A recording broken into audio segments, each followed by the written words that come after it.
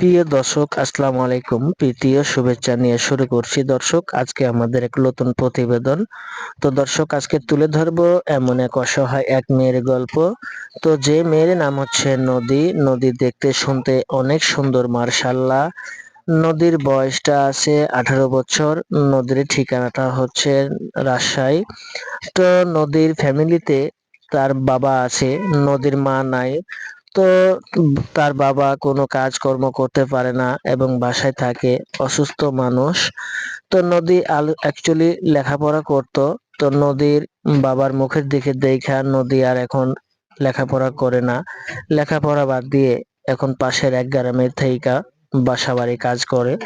তো নদী যতক্ষণে আনে তার অসুস্থ বাবাকে নিয়ে খায় এবং তার বাবাকে চিকিৎসা টিকিৎসা করাতে তার এখন অনেক টাকার প্রয়োজন। তো নদী বলছে, যদি আমার পাশে কেউ থাকতে চায়, আমার দায়িত্বটা কেউ নিতে পারে, তো ওরকম ছেলে যদি একটি পাই তাহলে আমি জীবন সঙ্গী কইরা আমি তার সংসার করতে চাই।